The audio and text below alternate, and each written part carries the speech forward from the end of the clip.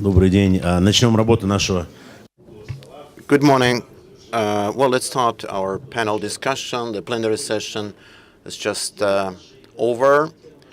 The subject of our today's discussion is what kind of tools and what kind of formats the citizens may use in their communications with the state authorities, with municipal authority. Are there any bridges, any channels of communication for this sort of intercourse, from routine to some innovative type? So we're going to build our discussion in two units. The first unit will be mostly about providing more information. So we'll have several presentations. People from the government of Moscow will tell you about what's being done right now, what are the key areas of development. After that, after we hear several presentations, we will try to discuss this both among our panelists, and we've invited several people from adjacent spheres, development of outsourcing technologies. We also have reps from the banking community, telecom, because most of these areas also involve the subject, how to communicate with people, how to get their feedback. Well, before we proceed and before we go to the next portion, I will ask every participant of our panel discussion to introduce himself or herself, will tell us at least about his or her position and the most interesting aspects of their work that, well, hopefully we are expecting that you will tell us about this. Good morning, dear colleagues. Alexander Kukanov. I'm representing Wimpel.com, Beeline trademark. I'm responsible for strategic projects in the company. The subject that was announced by the moderator, we would like to speak about telecom operators and their impact on the living comforts, and whether it's comfortable for the people who come to our capital cities. So what we are doing in this respect, as we are communicating with the government in Moscow, and we are trying to be as helpful as possible to resolve the tasks faced by the city government.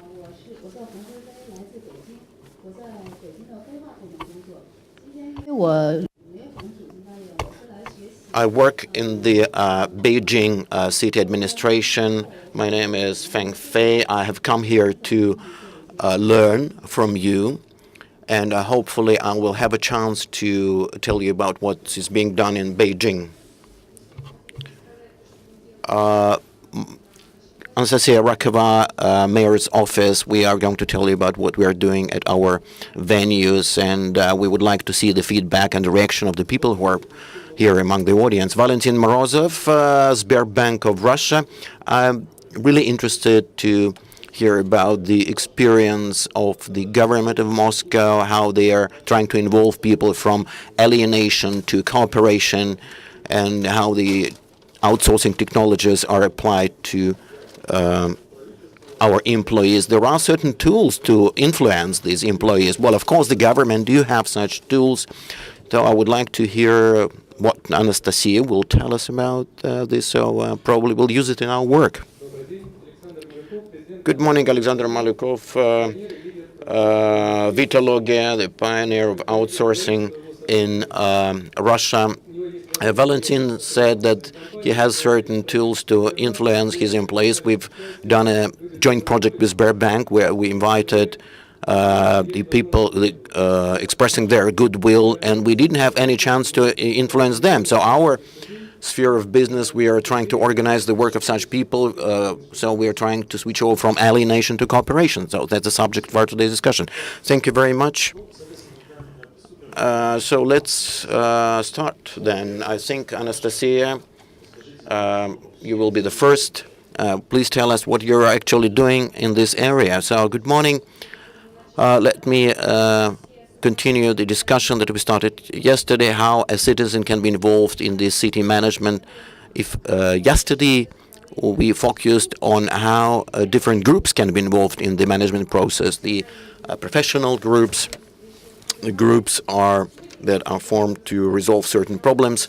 But today we would like to tell you about certain technologies and principles underlying our work with each separate citizen. How we can create conditions so as to involve our citizens in the management process, because the alienation of citizens from the authority is not just a Moscow's problem. It's a classical problem of all mega cities all over the world. Sometimes it's so hard to reach a bureaucrat, an official, so without proper communications it's really hard to streamline the management process. So what are the problems that we are facing right now? First of all, the people are not prepared to communicate with the authority. On the other hand, most officials are not ready either to communicate with the citizens, because the bureaucrats think that we are much better, we are professionals, we are not guided by emotions, and so on and so forth. And that's what I was told by the experts yesterday at this meeting. The second problem is the distrust of authority at all levels. If you do not trust the authority, you are not striving for cooperation. And the third problem, the underdevelopment of civil society elements, such as cooperation, not just rendering civil services, but to build a dialogue, to choose priorities, the ways to resolve a certain problem. Therefore, let me tell you today about four key instruments, four key tools that underline our cooperation program with the citizens, so as to reduce the level of mistrust, so as to increase the trust and the confidence towards Moscow authorities. Let me tell you about the principles underlying our work on these tools. So the 5 principles are presented on the slides. The first principle is orientation towards the precisely forms of cooperation that people really want. We don't want to impose any forms of cooperation on citizens. How we can identify these areas, these priorities where the citizens would like to cooperate with us? It's quite simple. Sociological surveys that allow us to ask people, what exactly do you want? Do you want to exercise control over us, to participate in management, or something else? 2/3 of the people do not want anything else. 20% want to exercise control on major issues related to their life, such as the courtyard, the entryways to the buildings, and so on and so forth. So precisely, I don't trust you, but I would like to control. 10% are ready to participate in building plans, and 5% are ready to do something, to engage in activities to implement certain projects. So on the basis of this data, we've started developing our interactive portals, and the key task here is to create a comfortable channel of communication with city authorities on the burning topical problems. On the other hand, to provide an opportunity for citizens to make proposals to the city authorities. 2 years ago, we started with the subject portals. So first of all, these were courtyards, then roads, and then dwellings. So we've decided after that there must be just single portal uniting all data on all these areas. So early this year, we've already set up such a portal, a gateway that uniting so many different subjects.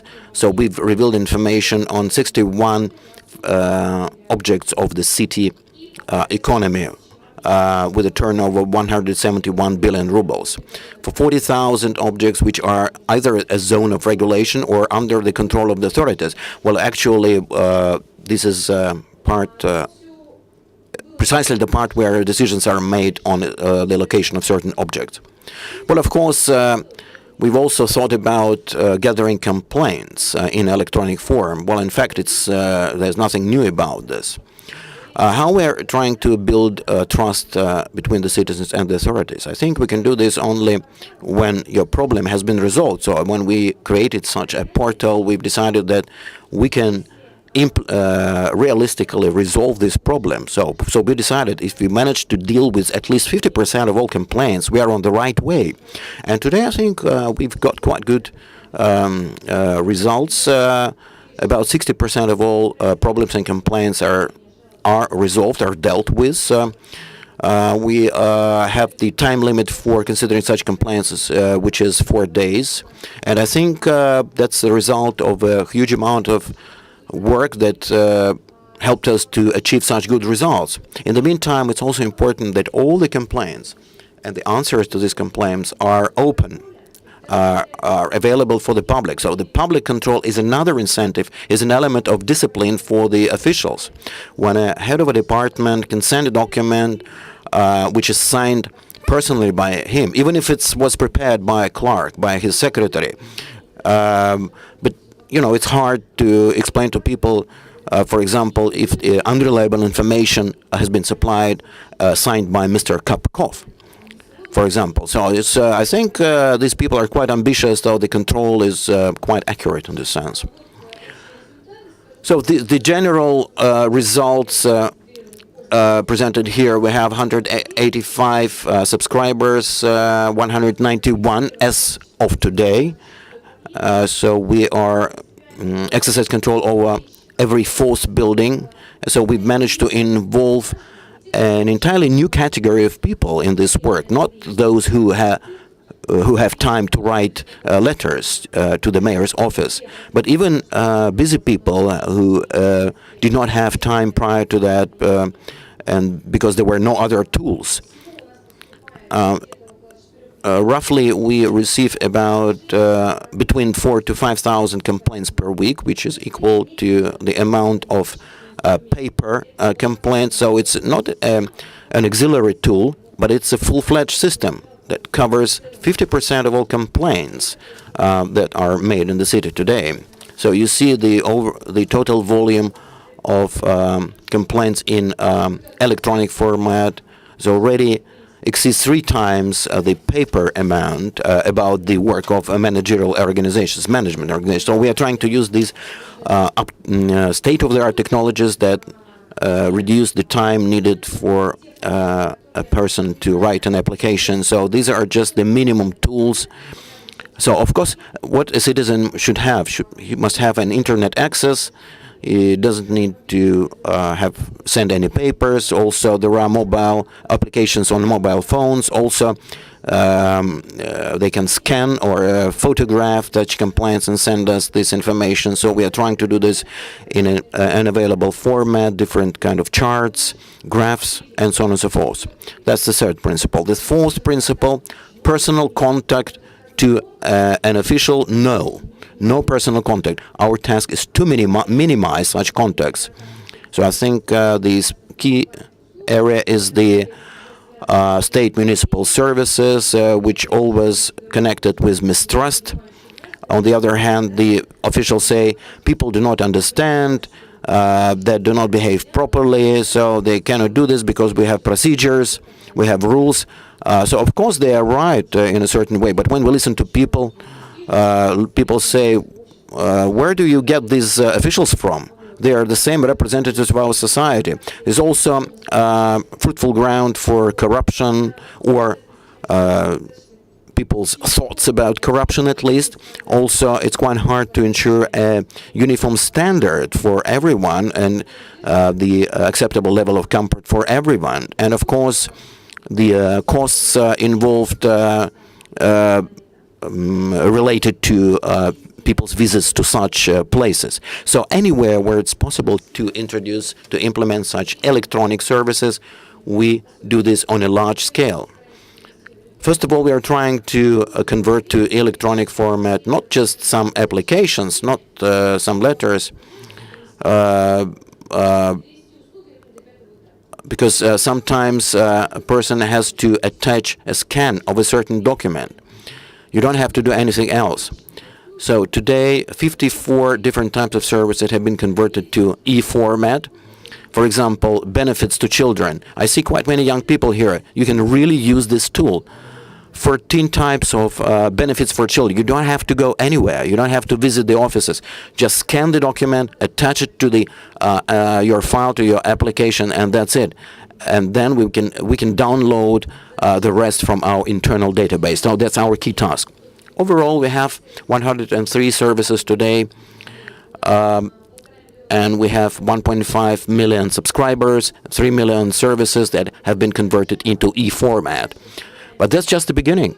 We are going to not only to convert the services into e-format, but also to publicize these services as much as we can. We've taken into account the international experience, and I think the key countries in this area, such as Singapore, they do not use any paper at all. But we have a parallel tool. If you want to send papers, you can do this. But of course, in any case, we will try to go over to e-format anywhere, and especially, well, talking about people who are not using internet. Well, of course, they can use paper, but the e-format should prevail in all areas. So the next area where we are developing our services, if it's not possible to get rid of an official or a bureaucrat, it should not be some kind of interagency official or a front office or a multifunctional center employee. So the maximum number of services that cannot be converted into e-format, because when we talk about a specific document, for example, such as a passport or any sort of certificate, so we have to use the system which does not imply interaction with an agency official, but with a clerk in our multifunctional center that and the document is then handed over to the relevant department which renders this sort of service. So the advantages of our multifunctional centers is that you can come to just one place, and there is one window shopping there where you can get all types of services. Prior to that, for example, if you needed to get a certificate, say a childbirth certificate, it took 3 to 5 days. Today, it only takes about 1 to 2 hours on average. And also, the last service that we have not rendered up to now is the medical insurance policy, but we're going to do this through our multifunctional center. So from the registration of the childbirth until the actual passport, everything can be done through the multifunctional center. And we have a list of services that can be obtained through the multifunctional center. Another important point is that the multifunctional center works under exterritorial principle on a majority of services. You may go to any multifunctional center, for instance, at a place of residence. You may go 1 hour later to your office, then probably you may visit this multifunctional center close to your office or close to a school or a kindergarten of your child. The exterritorial principle, in case of an even distribution of multifunctional centers all over the city, I believe it's one of the basic criteria which allows to make it 100% accessible for their services. Right now we have 70 multifunctional centers. By February next year, we'll have launched more than 20. And by the end of 2014, I believe, in the majority of Moscow districts, we'll have established the multifunctional centers. Several days ago, we received the results of the latest surveys and polls. Right now, 42% of Moscow residents have used multifunctional center services. It's a very high share. We are just developing them. We continue the process, and 89% are happy, and they trust a multifunctional center employees. It's for the first time that ever, in big perspective, at the level of bureaucrats, we get a positive response. My colleagues will describe the performance of multifunctional centers in more detail. How do we do that for the people to be happier? My colleagues will give you their opinions. I would say that the main gist is that the employees who receive your papers, they represent not bureaucrats, not officials, not some public services, but they present individuals, citizens, and they would like to flatter the client. No other KPIs that employees do not have. They are sort of a new wave employees who are supposed to smile and create positive spirits in our customers, clients. Point 5, our fifth principle is that all the data about government agency performance we are supposed to collect and place as accessible in the respective format. For this, we have done a lot. We have created the open data portal with 220 sets of data in demand. We shape those well as we believe the set is most helpful for individuals, for people, and in the formats they would like most. That is a map or a table, well readable and also machine readable, which would allow us, based on this data, to shape various services.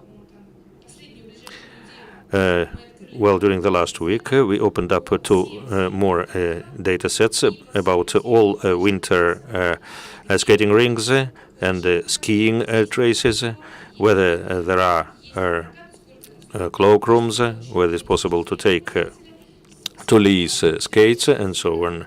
I think it's very important if you have a skating rink near your home or a park for that.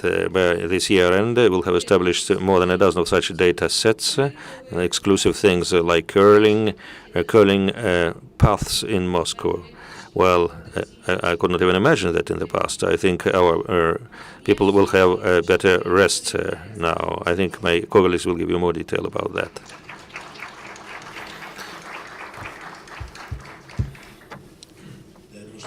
Yeah, anybody also questions, replies, and the comments will follow. Now we'll discuss more the portal Our City, named Our City, Natalia Klimova, who is the head of the Open Government of Moscow. She doesn't have a microphone.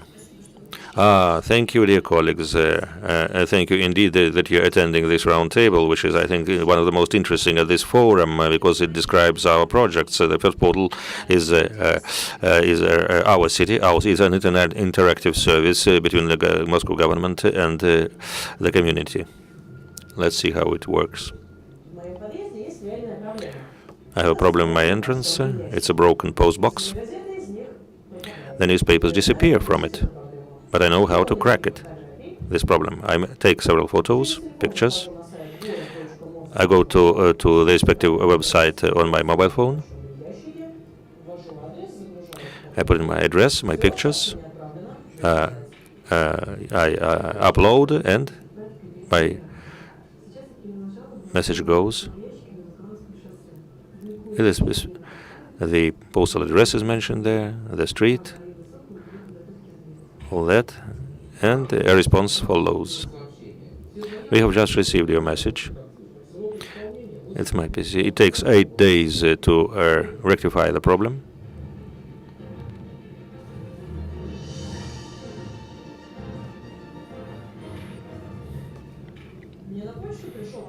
So I received a message that my problem has been settled. Let's see. Great. Yeah, these are new post boxes, yeah. So my problem was cracked. It took less than a week for that. Yeah, that's so simple to work with Our City portal. Does anyone know about this portal? Yeah? Have you ever used it? Please raise your hands. Yeah, you've used it.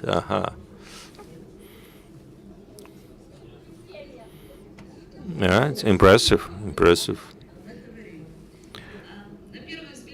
At first sight, the portal is structured rather simply, and the Moscow portal differs significantly from similar tools, which indeed are available in many Russian cities, and not only in Russia. In order to get feedback from local residents about what works are underway around, and also to inform them that the services were provided, for instance, low quality then we open up a very thick layer of data. Well, for this, you need a connection with problems. For example, we have all the works about improvements in Moscow yards. You can see not only the scope of the works, but also the contractor, subcontractor, and go to a website and to see tender documentation. If you take multi-story buildings or apartment blocks, then you can learn about not only the works which are done there, but I believe also information about the managing operators' work. If you go to this website, you'll see not only the format of your building management, not only the operator, but also all the economic and or financial data about your building management. But this year we launched some specific building action plans and specific works in view. These managing companies will place on the website their action plans for 2014, and then they will report for implementation at the end of 2014. We have disclosed not only illegitimate shopping facilities, but also we know now how all these booths and stalls are specialized, what they sell. And also the types of billboards and other advertisements are also in view, in sense where to be used. This data must be complete, certainly up to date and trustworthy. We have disclosed more than 80 various trading facilities and also some databases where we take data from. Those who work with the databases understand what a huge effort we take. Well, in effect, we convert the database into another format in order to observe the principles of completeness, trustworthiness, and relevance. We revise this data, we update it, we complete it, and we regulate the processes. The portal. Another thing, there is a classifier of various issues and agendas. In 2011, we opened up a portal with 12 subject matters. Now there are more than 100 of those. They are still being expanded. We have not opened up a portal for everything. And the principle how we choose various issues and problems, they need to be in demand for local communities. They are primarily yards, roads around micro districts, then schools, polyclinics, other social purpose facilities which also are required by local communities. Second, these problem issues must be in the competence of the Moscow government. Well, possibly we can say, I apologize, it's not our competence, please go to the traffic police. And we made an attempt to follow this road, but we did not create the portal for this purpose. We created it to crack real-life problems. So almost everything is the competence of Moscow government. If possible, these problems should be tackled shortly, because this portal is an interactive tool. It takes years and years. Well, it is unacceptable to take many years for cracking a problem. In order not to define manually responsibilities to avoid the human factor, a standalone business process is defined for each competence. You identify the owner of the issue, and as soon as a person wants to identify a problem, he or she would not think about where to send it. It will automatically go to the responsible office, to the prefecture, to the local district management office, district administrative office, and then like district council, and all the responsibilities are transparent. No doubt, people would like to describe everything and to write about everything. If they understand the portal is well efficient, they begin to stuff it with lots of things and everything to be resolved within 8 days. Up to last August, we had been declining such requests. But in August, as requested by the mayor, all these messages automatically go to the respective executive agency to draft the reply. So a person shouldn't think about where to go, but would get the reply anyway. It's guaranteed. It takes 8 days to draft the reply. Of course, not the issues may be settled within this time period. In particular, everything which relates to the legitimacy of various facility location. But the primary answer, any time when an executive authority is supposed either to recognize or disprove an issue, it takes 8 days for that. But if a problem has been recognized as such, then this official is supposed to indicate the timeline for preparing the reply. Another principle, well, all these answers, replies must be public. They are published on this web portal. Any resident may read this answer, and all the answers are supplied with a template of the signature of the head of the prefecture or the mayor himself. When we used to open up this portal, we thought the temptation just to behave with pro forma was very high. So it was an extra agency control. There was a service of moderation, which is accommodated at the Open Government Moscow Center. And the duty of this service is not only to check the user's message as in conformity with the rules, but also to check the answers by executive authorities meeting certain criteria. If it's just a pro forma reply of an official, or it doesn't contain the materials or confirming documents, it does not give you the essence of the answer, then the moderator may decline this reply. I would put it right away that it certainly affected the understanding of these objectives on sites. At the very inception, when we opened up the portal, there were some cases when we returned for additional scrutiny and many replies. But sometimes the behavior of the officials changes. They understand they should not look for some arguments, but just settle or crack a problem bluntly and not only this way. The portal allows them to do that, and the understanding that the complete transparency of reporting is mandatory, then you may not behave differently. Certainly there is an agency-based control. We have not only persons responsible for cracking a problem, but for each problem we have an individual controlling agency.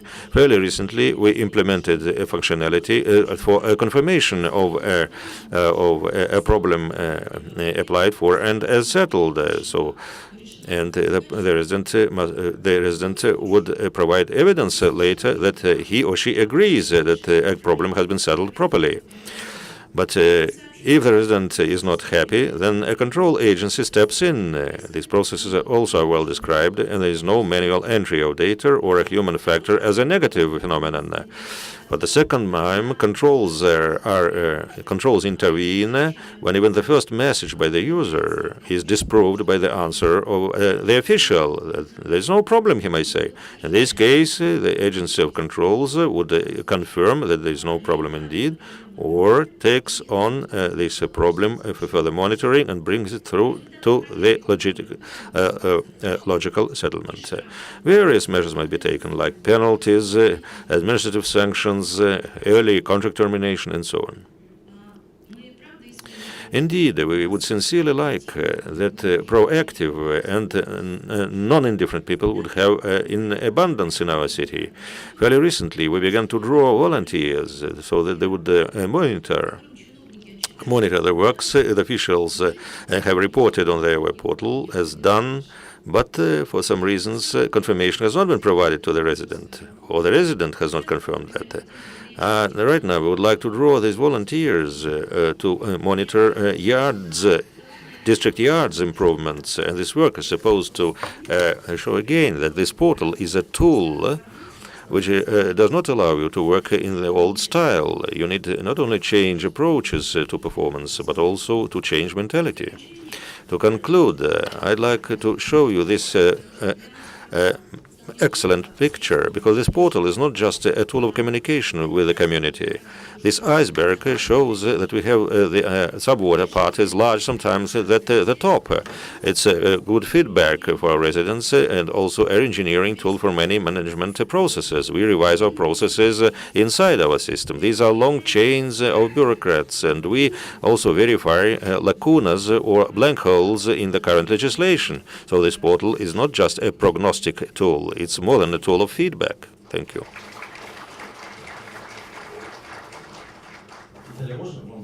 I have a question, Natalia, to you. You said that volunteers, but in one earlier presentation it was said that only 5% of individuals are willing to participate. They're happy, so it will be about 500,000, excluding children. So what channels do you use to involve them? And what's the future of growth for such projects to draw more volunteers? We have just launched this volunteer movement. As a matter of fact, we suggest to the people who have got registered on the portal and already have left their messages there, not only to go and take a look around the entrance, but also visit a neighboring building's entrance, and also to check the answers already received from the officials on the portal. And then we'll continue to say on the portal, if people are willing to be volunteers and to support it, then we are ready to provide some additional data for these controls on sites. I believe next year we'll be more proactive in it. It seems to me, I think it's important when you communicate with people in other countries fairly frequently to discuss how it's all arranged there. Well, culturally, it so looks there that the people are more personally responsible for shaping the environment. While as was said, 2/3 of people here are very indifferent. They do not need anything at all. Certainly, they are happy to file their complaints, but people expect that someone will do something for them and on their behalf. And with such new convenient things, we can begin. Well, take one city, for instance. To shape some sub-communities where people will be able to do something, to perform, communicate in between. It will be a contribution not only to the subwater part of your iceberg, but also probably to shaping the external environment. Why are we worse? Are we actually worse than people in other countries in settling their personal issues? Next, developing this subject, Mikhail Maximov, first deputy head of the mayor's administration, will tell us about the conversion of state services into e-format. So please. Well, I was told I only have 5 minutes, so I think it's better to see once than to hear 100 times. So let me demonstrate to this document how we interact with the city authorities using this portal. So there are two underlying principles. First, if a service can be rendered without a personal visit to the office, it can be implemented. So when we discuss how we can pay child benefits, so you would ask how can money can be transferred without a passport.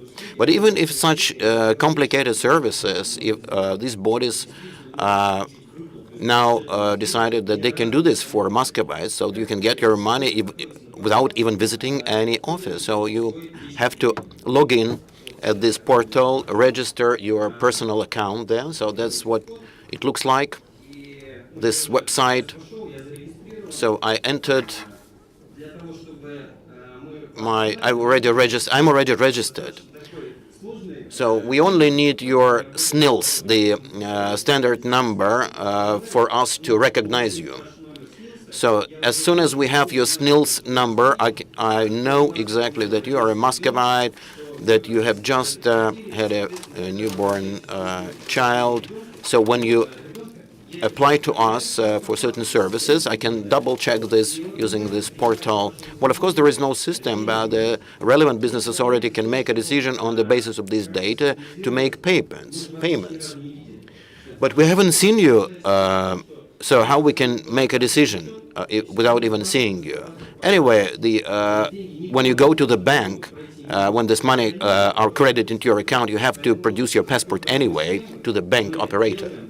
So that's quite a simple scheme, and that's how we can render the services without a personal visit to the office. I will demonstrate in more detail how we can provide the services. Okay, so when we generate this passport of a Muscovite, when you can post all this complicated information in your personal account, like SNILs, your birth certificate data, and so on and so forth. So as soon as you entered everything there, for example, your car registration, your, say, for example, power meter code, and so on and so forth. So next time when you have to pay a penalty, all you have to do is just dial Volvo, or when you have to register your your child with the kindergarten, you only dial your child's name. You don't have to bother about adding anything in addition. So it's a very comfortable service. Actually, the application can be filled out very easily afterwards. So you have to key in all this data at least once. So when some aged people use Skype, for example, grandma is using Skype, so choose Misha and you will be able to see me. So if you ask an old person to get registered on the Skype account, it will be very hard to do that. So you have to do this just once, to go through this difficult procedure only once, and then you get the services as easy as possible, as simple. So this is the desktop, the profile, fill in data, all data about my flat, car, and so on and so forth. But I haven't got authorization with the multifunctional center. So when I come to the multifunctional center, the operator sees my passport and he says, yeah, that's true, this is my personal account. But people just somehow are unwilling to do this. So in fact, we are trying to ensure that people do not have to bring in their passports to the multifunctional center. But first you have to show up there at least once with your passport. So that's what we're trying to do. And after that, you don't have to go there. You can get your child benefits, or you can get data on any payments, debts, and so on and so forth. So let me show you how you can do this in reality. Just about the desktop, a few words about the desktop. So the idea behind this is that every Muscovite should have one page on in his desktop. So when you open the home page in your computer, you can see everything that is related to your interaction with the city authority. You see how much do you have to pay for your apartment. You see the marks that your child got at school. You can also get an appointment with a doctor. You can make any applications to the kindergarten, whether your application has been marked or not, and so on and so forth. So everything is visual and can be seen almost immediately. So the first boxes there, the most popular services, the road police penalties. So you can click on the GIBDD box, and here are the data on your car. You have any penalties, you can pay your penalty here. You can pay any fines here. There's another example. The additional education is quite an interesting service. All types of extracurricular activities are been accumulated in one database. So when they started doing this, for example, if you want to join a football club, there was a very interesting effect. It's not only many people didn't even know that there are 5 football clubs in the neighborhood. People just are not aware of that. So when you choose all the clubs, football clubs in Moscow, you can, for example, set a certain criteria next to such and such underground station or next to your building and so on and so forth. So you can see this on the map, and that's where you can make an application. And you'll get a letter from the relevant club said that your child has been enlisted, that your child has been registered. So you can also click on a certain club, and if you see the record that you are interested in, for example, you were interested in this particular club, so please make an application. So the search function is very interesting. It's not enough just to find the football club, but you can also compare different clubs, coaches, sports facilities, so that you can make a preliminary decision on where your child is going to join any particular club. So I don't want to go into detail as regards other services, but most of them have been implemented already. For example, the e-diary. It's quite comfortable to browse through that. For example, it's also interesting to see what mark your child got last week at school. So this is a kind of service that is very useful for a citizen to use the same set of services. So we are launching another service now, the beta version. So anyone who is interested, please try it. You can provide your comments on that. We've posted all our services, or all our e-services.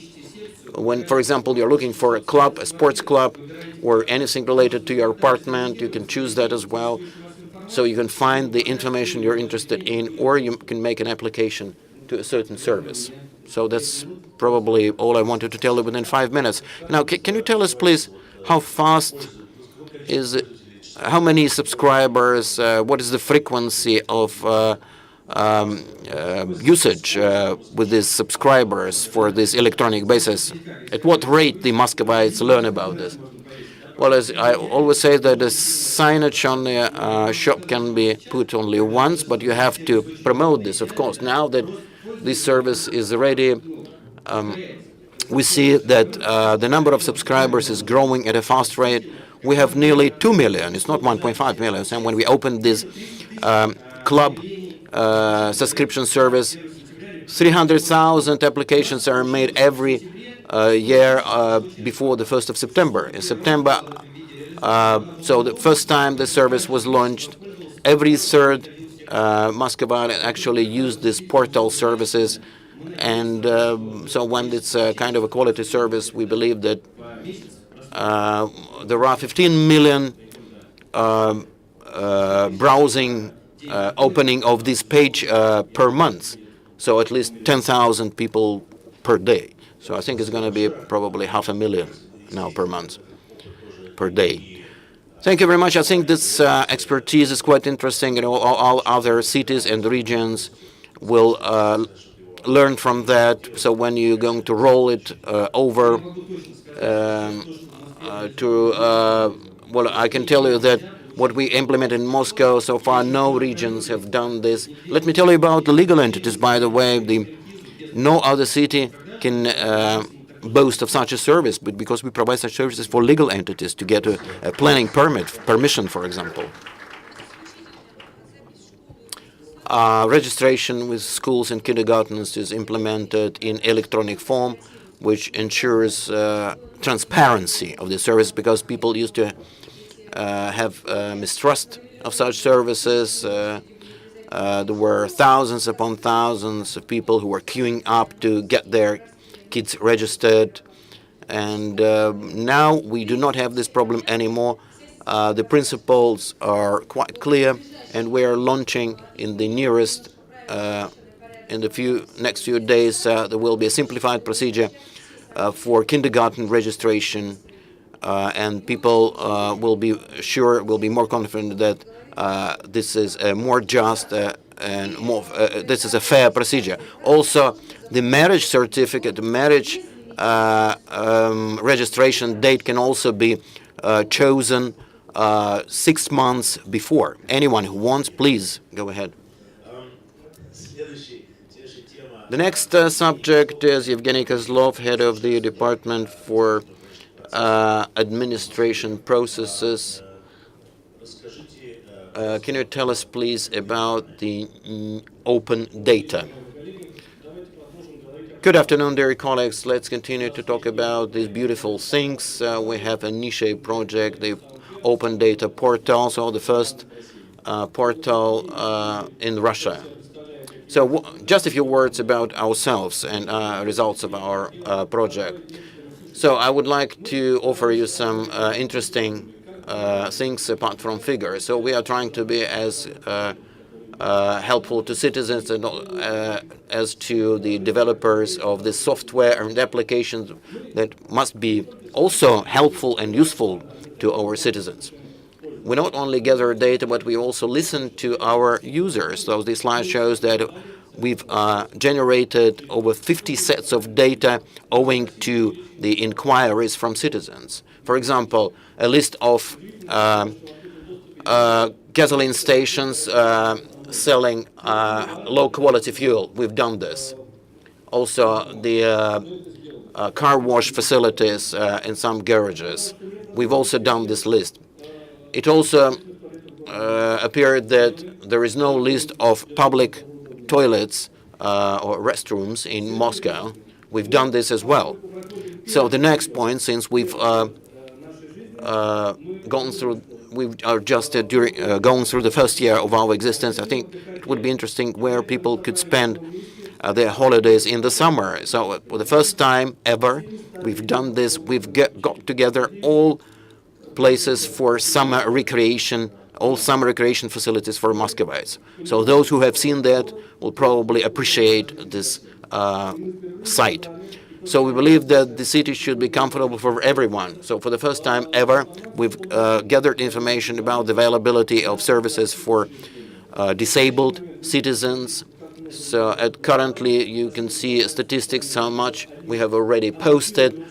So thanks to the Department of Social Protection, they've supplied us the relevant methods. We've already tested our city establishments. Now we are dealing with the transport and the road infrastructure. And now we are going to use separate sets of data and also the relevant links between them. So we understand full well that the city is used not only by citizens, but also by visitors, including foreign visitors. That is why we've decided not only to translate the actual portal into English, but also to translate the key sets of data, including Wi-Fi, spots, first aid, emergency, and so on and so forth. And we are going to translate this information into foreign languages for the developers to use this information for their applications. Yes, we do have something to boast of. 15 million rubles, the developers decided to invest in creating mobile applications. You can see examples of such applications. Two major IT corporations have expressed their consent to cooperate with us. So hopefully next year we are going to expand this cooperation. So we fully understand that initially using the ideology, the open data ideology, we are dealing mainly with IT community. So from the stone age of Excel worksheets, we have now come to the most advanced methods such as API. So we are realistically responsible for every word, every symbol that is posted on our website. If you can see any mistakes there, there is a special feedbacks facility, and we can correct this. We also understand that sometimes this data cannot always be useful. It do not bring much information. That is why, as we posted the city transport routes, public transport routes, and information for disabled persons, we are going to implement the services for special transport routes for disabled people, so that they can understand what kind of transport they can use to reach certain areas in Moscow.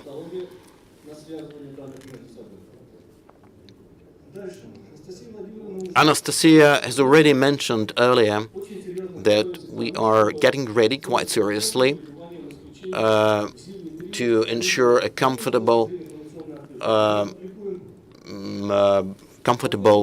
recreation for Muscovites during winter time.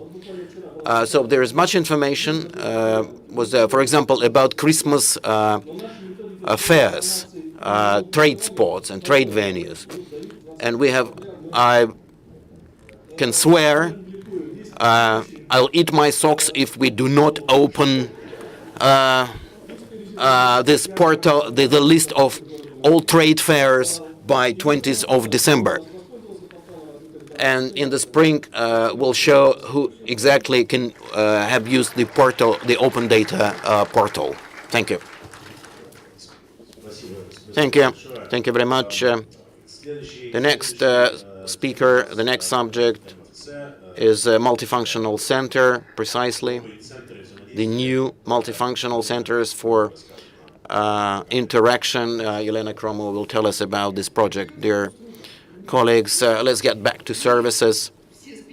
All the speakers here have referred to nice electronic things which are very useful, but nobody has so far canceled the live interaction and the personal visit of people to the multifunctional center.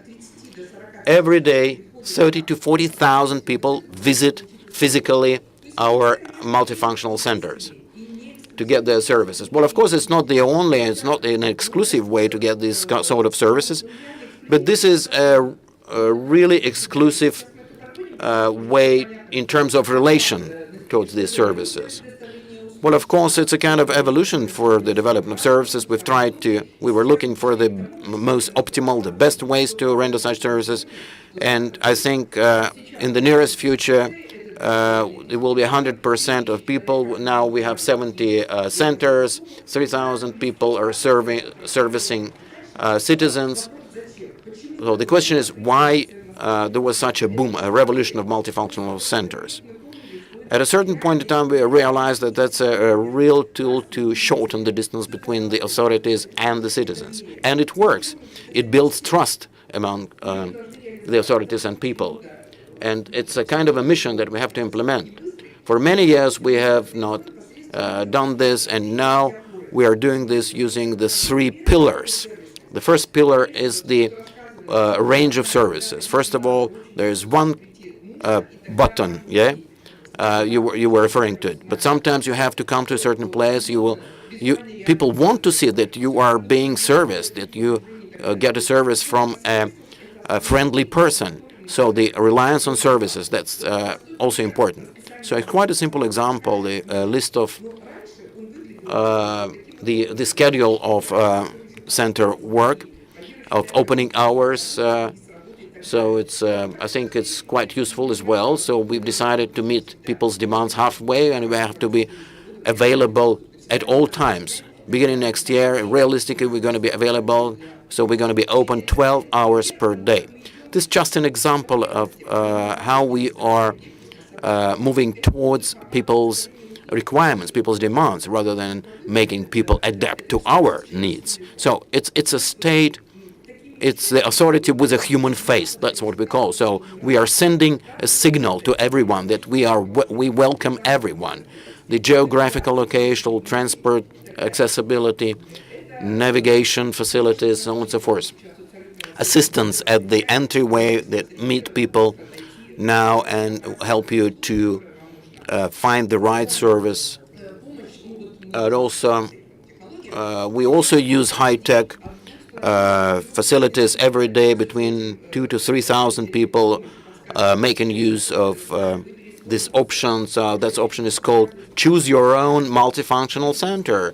Based on the territorial principle, perhaps you can choose something which is farther from you, but maybe more comfortable for some other reason. Now we are expanding the paid parking zones. Everybody's trying to enter one and the same multifunctional center. And yesterday, for example, there were no people in the Arbat center. Those can use this data. They can quite promptly find the respective multifunctional center to get the service quickly. So the number of services is the main pillar on which the culture of our multifunctional center relies on, and which allows us to implement our mission and the formula, the city which is suitable for residents. Second, the dialogue is important. We are maintaining a dialogue with our residents. We offer a very convenient possibility to file complaints, to express their opinion, how it could be otherwise, because we are a neutral area. It's a matter of receiving documents. So it's easier rather, because it's easier to collect complaints. And indeed, it's quite a convenient tool, not only to hear critique, but also constructive proposals. And we hear at all stages, even when we were developing the MFC, we did not consider all things. This year we had five cases when we just moved the MFC, multifunctional center, to some other building. It's a good example. And presently we begin a dialogue in advance, because 1 year later we'll tell them this multifunctional center will open up in your district. Would you like to have it? So it's a very convenient site or venue for complaints. There are many of those. Maybe a traditional way of writing your complaints in the book of complaints and wishes on paper. And there are many other advantages. The guide probably is most exclusive, because it allows to implement our mission in full. The MFC, Multifunctional Center, is a center of focus in the district, although they are of a district principle of shaping. Well, yesterday we heard that some data that 40% of residents do not leave their district. They spend all the time in their district. They would like to get everything there on site. Somewhere probably with the leisure time, something with something else. But we would like that if they come to the MFC, they would get some emotional charge. And we use most varied methods. Not necessarily traditional. We always ask them first, what do you need in here locally? And if a mother comes and lines up for 15 minutes or more, and her child is playing, doing something there, then her attitude to your mother's attitude to the authority becomes different, to the better. And if many people understand that you can use an electronic format, electronic portal to get services, so the MFC is ready-made for that and available. So these things allow to melt that ice in relationships. Of course, trust cannot be created overnight, but we are on the right track, and we are ready to listen to you. We are looking for the right road, for that maybe you know how to secure loyalty, and we would like to hear your experience about that. Thank you. And now, in a couple of words, I'd like to summarize. Well, it looks everything so ideal, but as a matter of fact, it's not that. The things which we always work permanently, well, various officials, public servants, they're changed by these new novelties, and many of them are not happy with that. I wouldn't say it's a smooth process. It's a systemic battle that we wage every day. Everybody tries to mimic or profane these processes, but we can see where blank spaces are, and every time we try to close those. For example, initially, everything used to write garbage or rubbish on the portals, but we began to monitor the timeline. We began to establish more control, then Photoshops, and so we began to use volunteers. It's an endless process.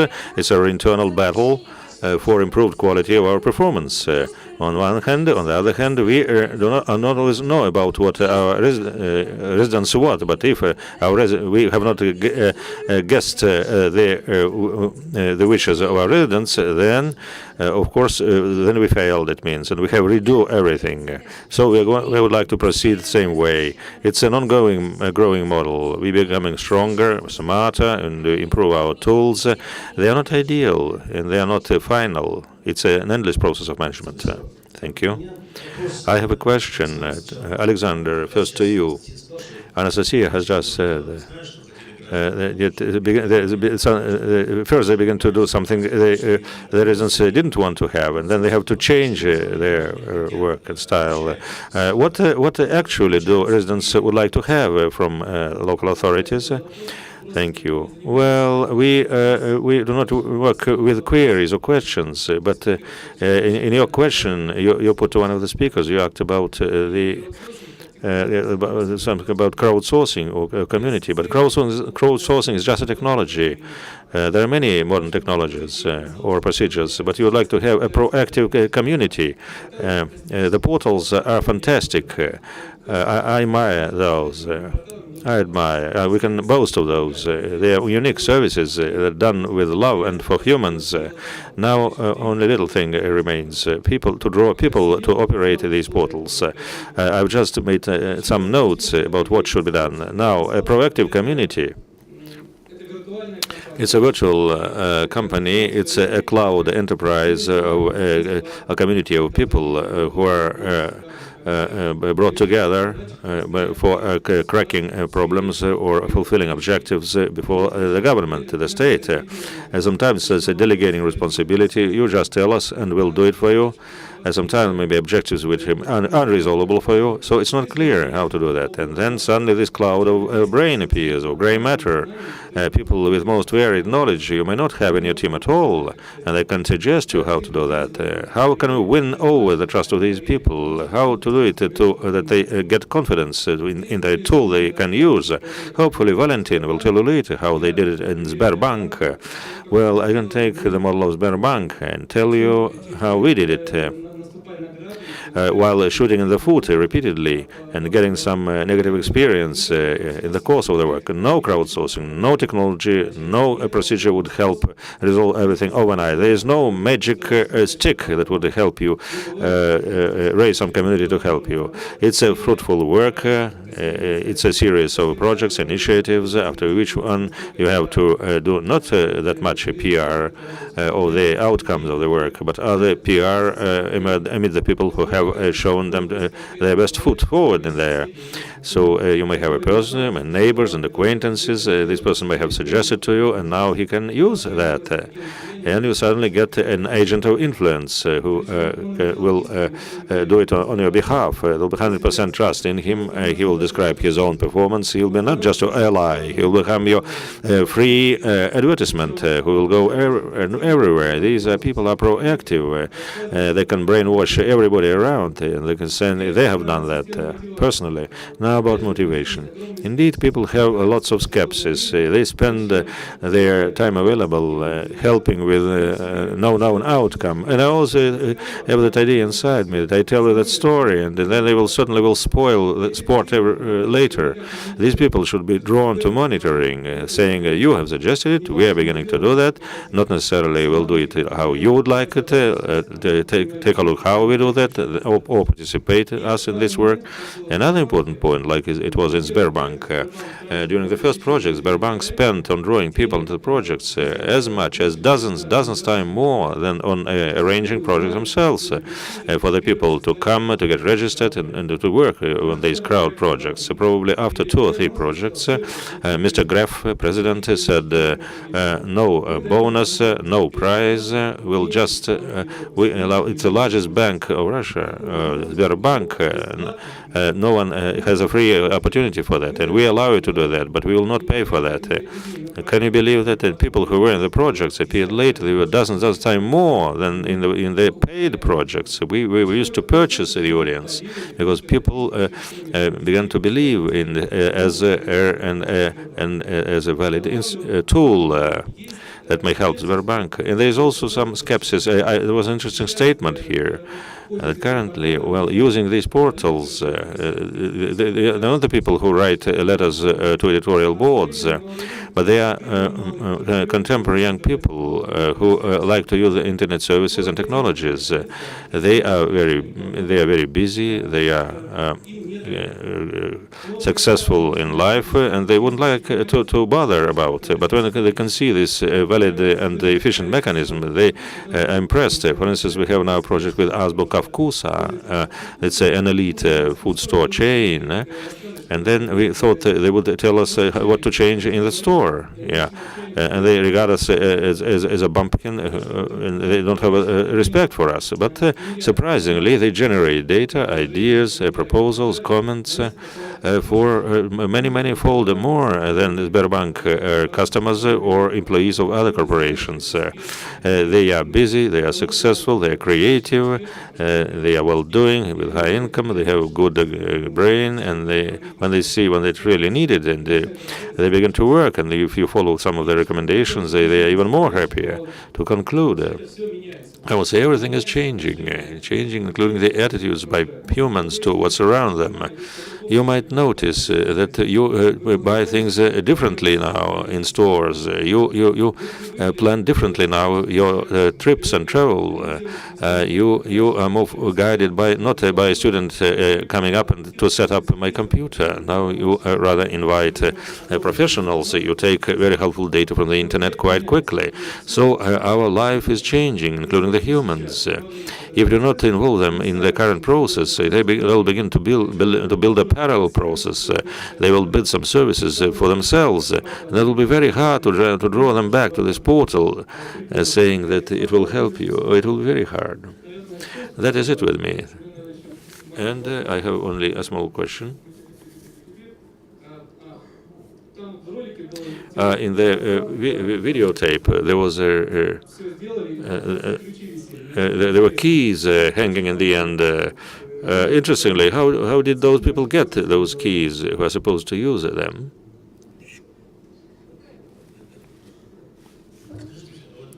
Can you tell us? You said that people should be involved into these communities to tell everybody. Well, how using the specific tools? What ideas come to your mind? How they can be drawn? Look, this involvement is a rather simple process. It's advertising and PR effort. But to draw people and make them cooperate, there are two different objectives. After they have come to you, we didn't want to open up that service until it became ideal, because we feared they would have gone immediately if they pressed the wrong button. We wanted first to make an ideal service. It's a typical mistake of all service designers. It happened also with me when I protracted the opening up of a service for years and years. But when people were involved in the project, then immediately motivation begins to work. Motivation may vary from small prizes up to games, whatever. But the basic things for people, they work. The first thing, that's communication, networking. When we sit in companies and work, the majority of our colleagues were hired not by ourselves. Maybe since I'm the head of a company, I'm an exception. But some people may be around me because they were hired in parallel with me. And it's not always interesting to me to be with them. In this case, I find myself around amid like-minded people who would like to retail a certain yard in a district or a whole district. These people speak a common language with me. And during our work, we begin to identify that we have something common. It's a matter of a specialized school, because we get to school to specialized school by our interests. To any school, we come by obligation. For instance, other people may be around me, and then I test myself in some other position. For example, a question may arise: how to monitor the performance of an official? How to do that? But I begin to think in that direction, and I raise my hidden knowledge from some other areas, and then when we begin to use this knowledge, it becomes interesting. I begin to test myself as a market researcher, as a person in an area of knowledge, I cannot test in my duties. So these motivation patterns are well known, and they allow to organize people into communities. They feel more comfortable in a collective. They are not formally interconnected. They are not neighbors. They do not need to go to office every day together, but at least they can see each other once a day and to crack a specific problem. Otherwise, they fall apart and feel bored. Well, it's a living, unpredicted mechanism, but there may be only sites or forums. Well, any community lives like a living organism following certain rules. It's set up, it lives for a certain time, and then falls apart. Conflicts arise, some hidden streams appear, and it dies. So the main idea is to grasp a specific moment, to assign a certain problem for cracking, and then demonstrate a good tool, and then people will be able to move hills,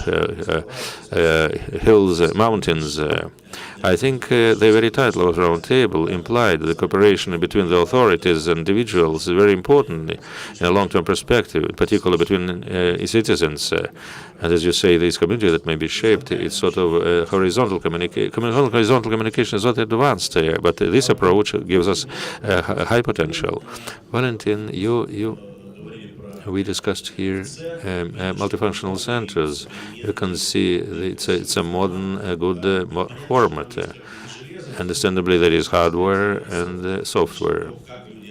How people the incoming people, what standards there are, the quality, how to train those. The Sberbank, not only in Moscow, but in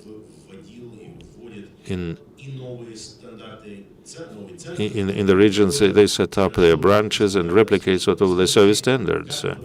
Can you tell us how did you approach? Did you have this approach to hardware and software? How did you crack the typical problems? How similar they are at the multifunctional centers? Thank you for your question. It's rather complicated. I don't have a simple answer for that, because it's more rather a cultural issue rather than a technological. And implanting this culture of a client-focused approach, it may yield a good result. How can we have control over it? How can we monitor your performance if you deviate from the standard? Certainly, it gives some benefit, but the employees are not happy with that. People feel that there are false things. But the objective, as a matter of fact, is that to make everyone coming to Sberbank or its branches or the department of the Moscow government and to feel that there is a sincere attitude to him to help. But this is what is well visible right away, whether you are sincere or not. So we start from the top. And we implement the culture of a client placement as a focus. If you have what to pay, for instance, for your apartment, for food, and we would like to have a client who spends money in a bank. If we don't do it like our banks, our clients are happy with us, sooner or later they will leave us because competition is getting more and more fierce. There may be mobile banks, other types of banks, state-owned banks. The market is highly competitive. So we believe that the basis of cutting of competitive edge is be more and more sophisticated in software, because every bank leader is assessed to what extent he or his bank is client focused, and so the president or the lowest level leader of a branch, for instance, if a branch is located close to your home, this top manager of the local branch. He is also evaluated for a client focus. So a clear-cut personal will is required. Those who are not client-focused, they may choose to go to some other bank. Why not? Second, we would like to understand what the clients would like to have, because our approach of client focus varies between other various banks and how residents look at that. I believe we perceive this thing better than others. But for our medium layer client, there may be many emotions about that, something inhabitual, something complicated. Therefore, we conduct in-depth studies about what our clients would like to expect from us, round tables, focus groups, polls, feedback. Everything is put on a systemic basis, try to understand what our dear clients would like to have to us. And as a client shows up and using, for instance, a voucher, he would like to, or check, he probably would like to have some other service from our bank rather than paying for the utilities. If he needs a mortgage, then certainly he needs first advice, not hastily, to understand well the picture. That's why, apart from culture, second is the more technology and the study of the clients' demands, clients' voice. There are also external, apart from external, we also have internal studies. So we are studying the quality of our internal services, how our organization renders services to other organizations, and we understand that external services cannot exceed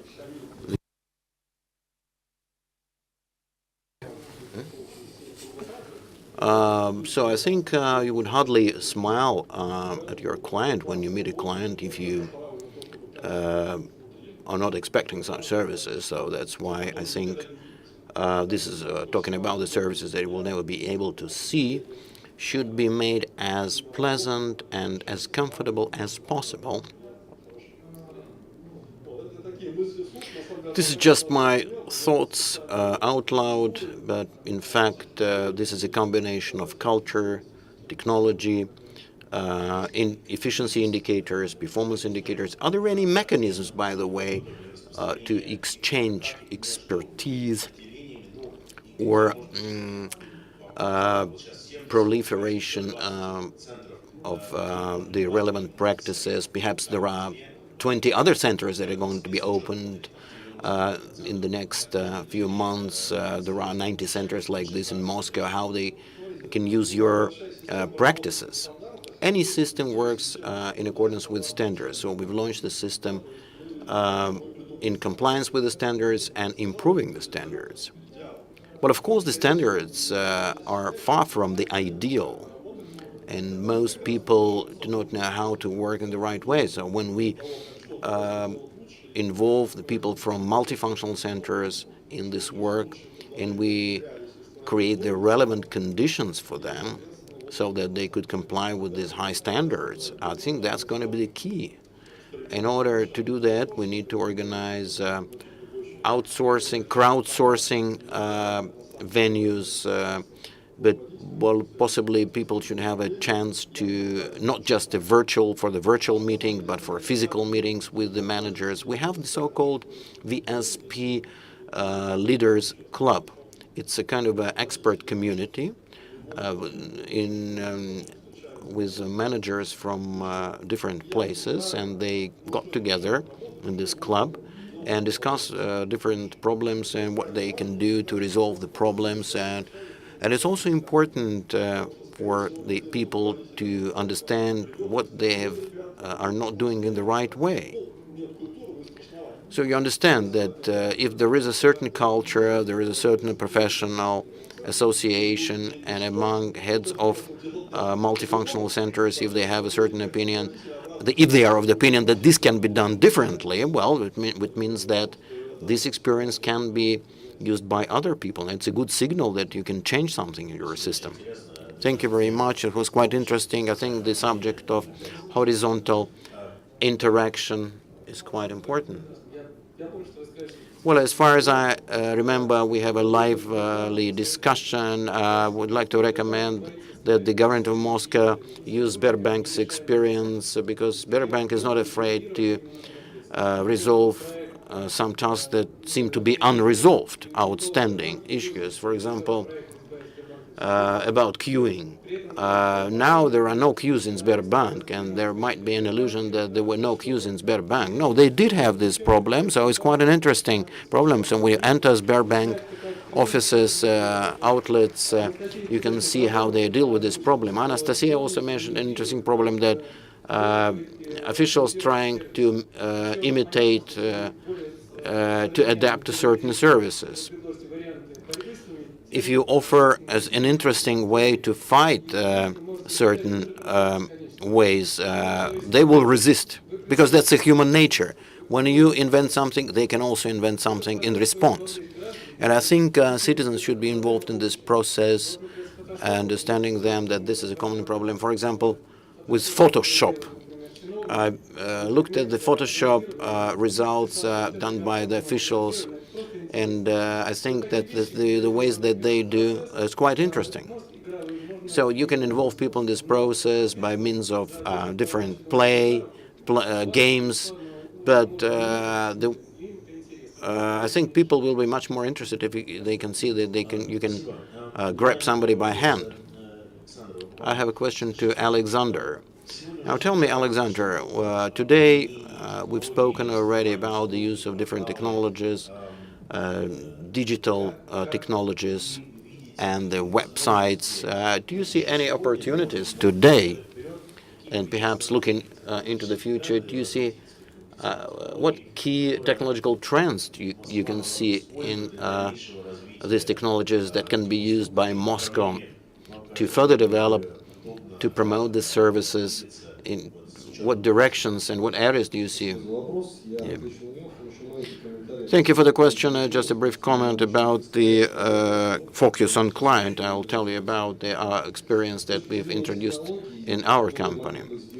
In terms of the technologies that can make the process of people's involvement comfortable in the context of the entire country, of course, not only in one city.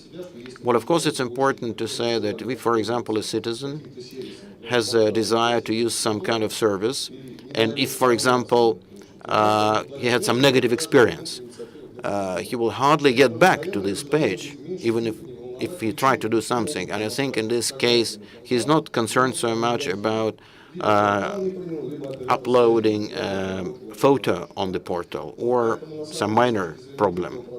So I think in terms of this process, we see quite a big challenge here. The question of improving the quality of services that we provide both in the Moscow region and in the Russian Federation. And we are acting here under the strict control of information department of the government of Moscow. On the other hand, a few years ago, we were thinking when in Moscow and in the country the fourth generation networks will appear. But in fact, I don't think I will be able to use this service in 2 years. Within at least the Moscow orbital, at least 80% of the territory towards the end of the year will be covered by fourth generation networks, with quite a stable coverage, by the way, which will enable to send not only photos but also video data. So the availability of services, accessibility is very important. We shouldn't relax, of course, and thanks a lot to the Moscow Authority for this work.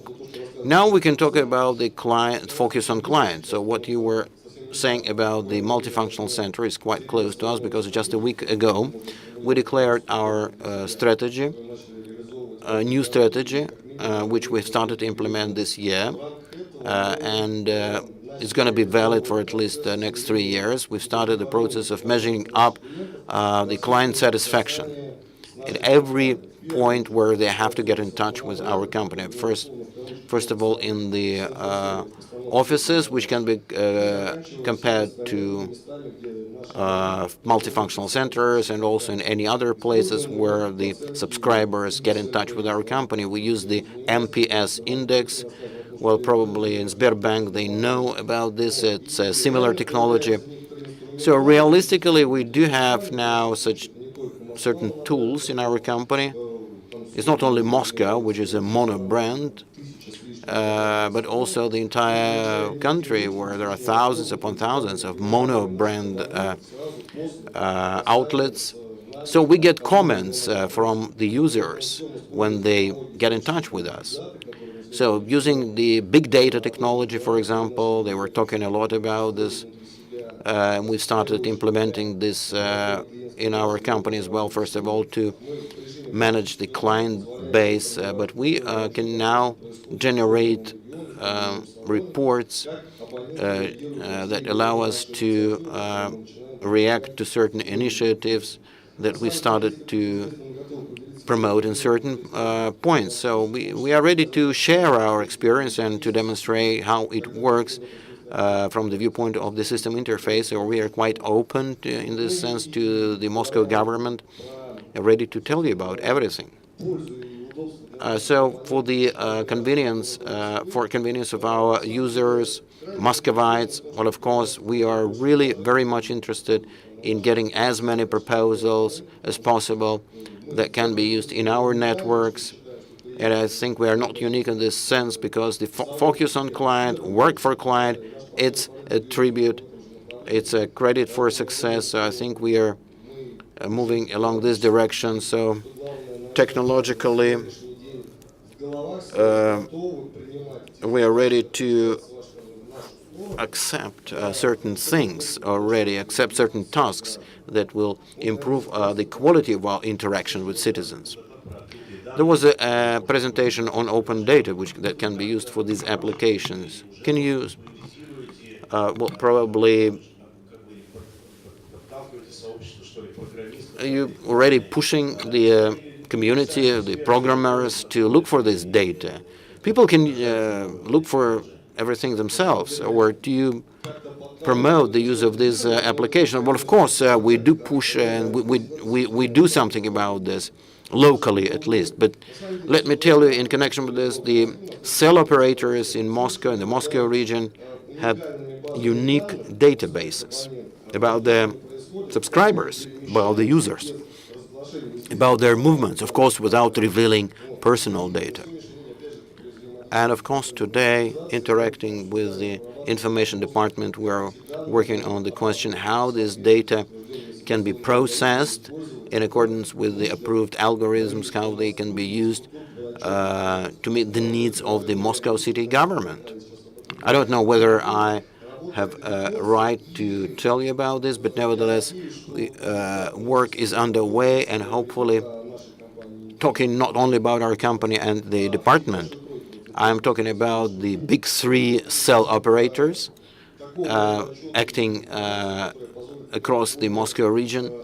I think they will start using this information, and they will be able to make managerial decisions using this information, or perhaps to build a strategy for further development depending on the realistic picture. Because the population census is one type of data, but the real amount of subscribers in a certain constituent subject of the federation, it's another thing.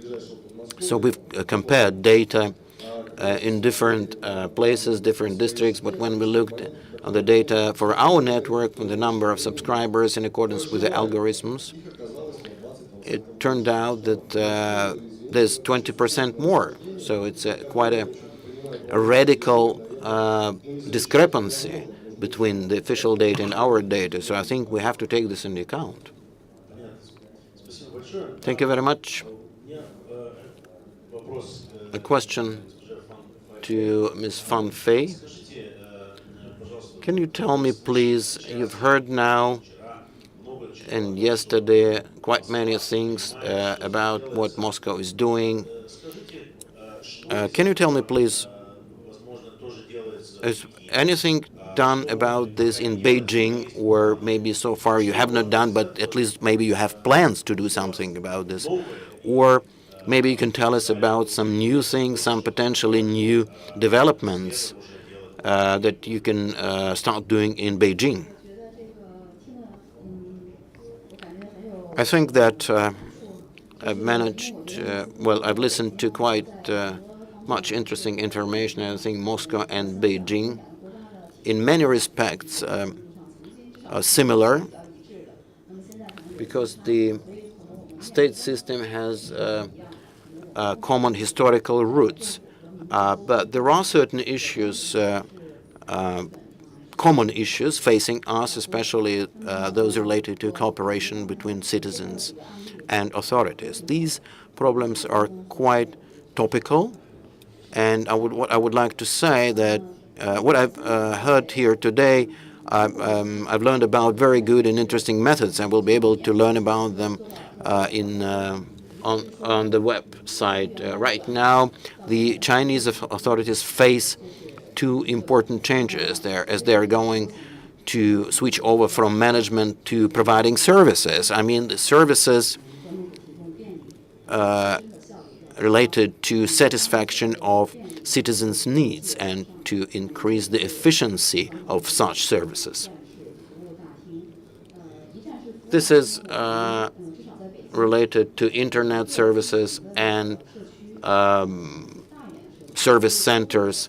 Well, these such service centers are located in every Chinese city, not only in Beijing. And I think the centers that use the one window shopping, will probably Beijing will have more, about 70 centers, well, probably more than Moscow. Also, I think the Chinese authorities now say they have to go from authoritarian rules of management to hub management. What I mean is that certain market methods should be used. For example, with respect to pensions. And the care about the aged people. The authorities do not only invest, but they are trying to provide incentives for public contribution into this sphere. Let me tell you about these two transitions in terms of the actual concept. From the viewpoint of of technology, we do use all these technical innovations that we were talking about. Prior to my visit to Moscow, I visited some locations. I paid a visit to one official office, to one state structure, and I realized that the security services were not organized properly there. And I published my comment in that this structure, which is a historical monument, is not properly managed. And 2 days later, I received an answer that your application had been transferred to the local authority, and the local authority had started investigations, and they are trying to remedy the situation now. So if you have any further questions, you can direct them to us, or you can come to this place and to see what we are doing about this. There are quite many channels like this in China, precisely in blogs and Twitters. Blogs and Twitters have become quite important channels for anti-corruption efforts.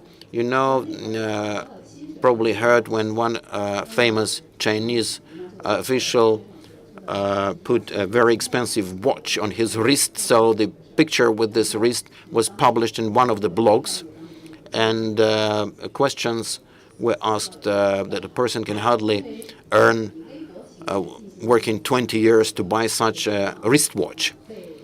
And of course, there were some disciplinary sanctions that followed after this publication, after this posting in Twitter. So that picture was actually the reason for disciplinary punishment for this official.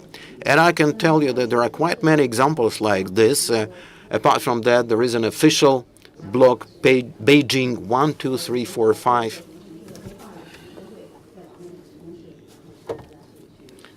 Apart from that, there are unofficial blogs, and also there's a system for public discussion of initiatives precisely made by the city authorities. Some draft decisions are posted for the public to see, and the people can provide their comments on that. And also all bodies of municipal authority are under an obligation to update the content of the relevant websites. Well, of course, we do face a situation where many authorities do not want to update their sites, but we are forcing them to do this. And of course, we do have another interesting tool. As you're probably aware that we have a huge population in China. So that's an interesting tool, which means that an interesting mechanism. We've subdivided every district into smaller sectors.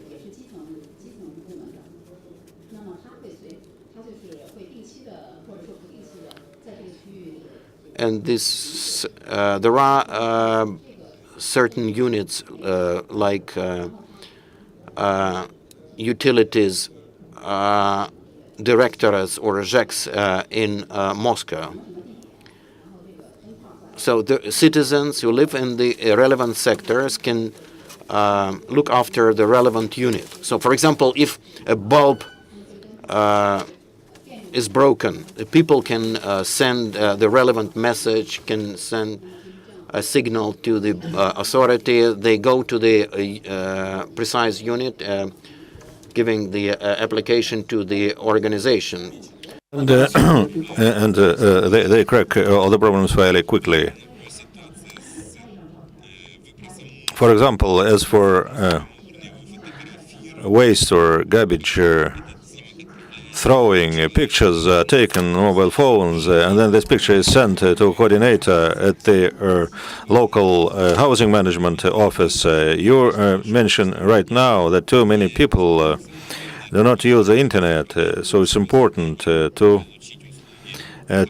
secure a method to get such services traditionally. Also,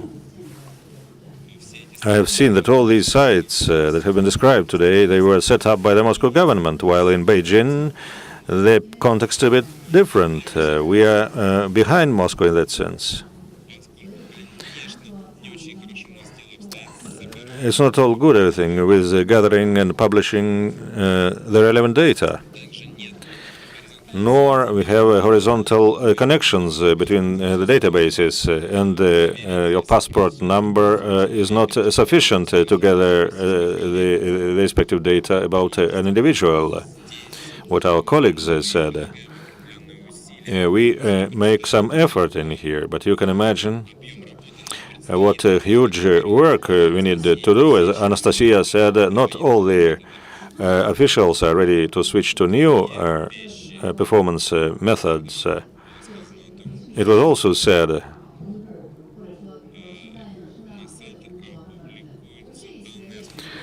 sites publish data about sport groups or or trade fairs. Normally, this information in China is put on private websites where you can learn about where best food is served in a district, where laundries are.